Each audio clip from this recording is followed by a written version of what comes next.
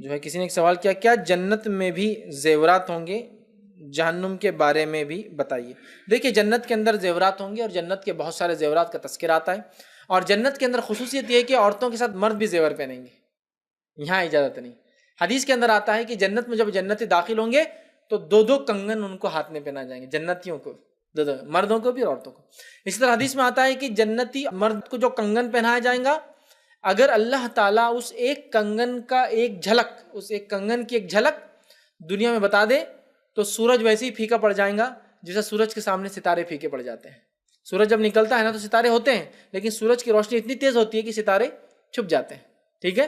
تو حدیث میں کہ اگر وہ کنگن کی ایک جھلک بتا دی جائے دنیا میں تو سورج بھی ویسے پھیکا پڑ جائے گا جیسے سورج کے سامنے ستارے پھیکے، اتنا چمکدار خوبصورت جنتی عورت کا کنگن، ٹھیک ہے۔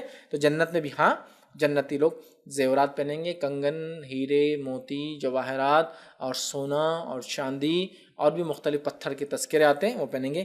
جہنمیوں کو جو چیزیں پہنائی جائیں گی وہ تکلیف کے لیے ہوں گی۔ بیڑیاں ہیں، ہاتھوں کے اندر بیڑیوں کے تذکرے آتے ہیں کہ زکوٰۃ نہ دی جائے تو جہنمی کنگن، زکوٰۃ نہ دی جائے تو وہ جانور اس کے پیٹ پر سے بھاگیں گے، مطلب مختلف چیزیں تو، اور بیڑیاں ڈالی جائیں گی تو جہنم کے اندر بیڑیوں کا عذاب ہے، مطلب وہ جو بھی چیزیں وہ تکلیف کے لیے ہے، جو بھی چیزیں آنکھ کی جو پہنائی جا رہی ہے، جبکہ جنت کے اندر وہ نعمتیں ہوں گی، اور جنت کے اندر مرد بھی کنگن پہنیں گے اور عورتوں کو بھی کنگن پہنائے جائیں گے، اعزاز کے طور پر داخل ہوتے وقت ہی دیے جائیں گے۔ یہ حرام ہے۔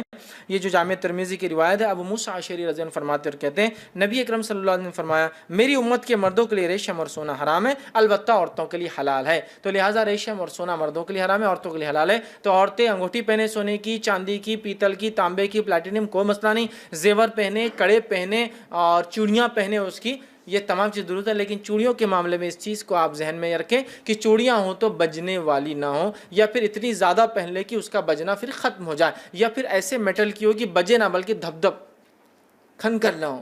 کھنکن ہوتا نا ایک، اور ایک ہوتا دھپ دھپ۔